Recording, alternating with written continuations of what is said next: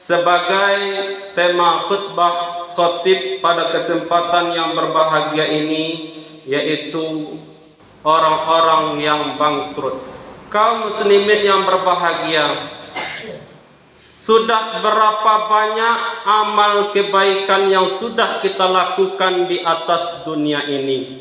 Bagi kita yang suka solat, sudah berapa rakaat solat kita tunaikan sampai detik ini? Yang suka berpuasa, sudah berapa kali kita berpuasa sampai detik ini? Yang suka membantu orang lain, sudah berapa banyak orang lain yang kita bantu sampai detik ini? Pada hari kiamat nanti kaum muslimin, itu tidak akan bermanfaat, tidak akan berfaedah jika kebaikan yang kita lakukan hanya habis untuk membayar kesalahan-kesalahan kita di atas dunia. Dalam sebuah hadis, Rasulullah sallallahu alaihi wasallam bersabda, suatu ketika Rasulullah bertanya kepada para sahabat, "Atadaruna mal muflis?" Wahai sahabat, tahukah kalian orang-orang yang bangkrut itu?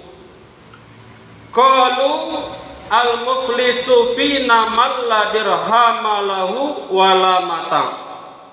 Kemudian para sahabat menjawab, "Ya Rasulullah, orang yang bangkrut di kalangan kami, orang yang rugi di kalangan kami adalah orang yang tidak mempunyai uang cash, uang tunai, dan tidak pula mempunyai harta benda, kekayaan yang mencukupi."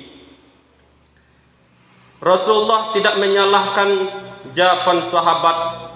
Kalau kita lihat dari ukuran dunia, memang betul apa yang dijawab oleh para sahabat.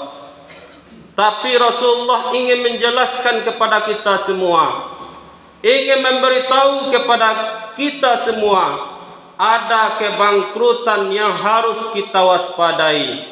Ada satu lagi kebangkrutan yang harus kita hindarkan, yaitu bangkrut di akhirat. Rasulullah sallallahu alaihi wasallam mengatakan, "Qala innal muflisa min ummati ya'ti yaumal qiyamah." Sesungguhnya orang yang bangkrut di kalangan umatku nanti ia datang pada hari kiamat bisolatin, dengan membawa segudang pahala salat, salat wajib maupun salat sunnah, wasiyamin, dan ia membawa segudang pahala puasa, puasa wajib, puasa Ramadan maupun salat sunnah yang lainnya, wa zakatin, dia membawa segudang pahala zakat, zakat fitrah, zakat perniagaan, dan zakat perdagangan, dan lain sebagainya. Di samping itu kaum muslimin, dia juga membawa segudang dosa. Dosanya berkaitan sesama manusia. Apa yang ia lakukan? Qad syatama haza, dia pernah mencaci orang lain. Nampak orang gemuk, apa katanya? Gapuk tiang. Nampak orang kurus, apa yang ia katakan? Kerempeng tiang. Nampak orang yang hitam, apa yang keluar dari mulutnya? Buwak teang. Dan kemudian wa qazafa haza, dia juga pernah menuduh orang lain tanpa bukti. Nampak orang membeli oto baru, apa yang keluar dari mulutnya? Mungkin hasil dari korupsi. Nampak orang kadenya laris, apa yang ia katakan? Mungkin pakai penglaris. Kemudian wa akala haza, dia pernah memakan harta orang lain tanpa seizin pemiliknya. Wa safaka dama haza, dia pernah menumpahkan darah orang lain. Wa daraba haza, dia pernah memukul orang lain. pernah mentempeleng orang lain. Dia menghadap Allah Subhanahu wa taala, fa yu'tu hadza min hasanatihi wa hadza min hasanatihi.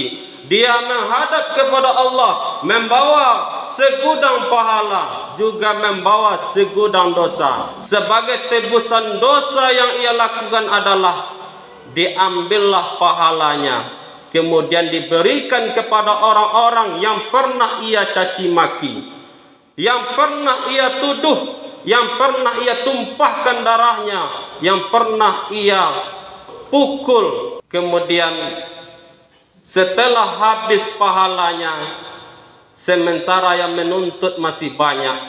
Setelah habis pahalanya, ukhiza min khatayahum faturihat alaih, maka diambillah dosa-dosa orang yang pernah ia sakiti, kemudian dipindahkanlah kepadanya. Akhirnya summa turiha finnar, kemudian orang ini dicampakkan oleh Allah ke dalam neraka. Kaum muslimin sidang jamaah Jumat rahimakumullah, banyaknya amal ibadah yang kita lakukan belum tentu bisa memasukkan kita ke dalam surga. Banyaknya amal salat yang kita lakukan belum tentu bisa memasukkan kita ke dalam surga kalau seandainya kita masih menyakiti hati orang lain.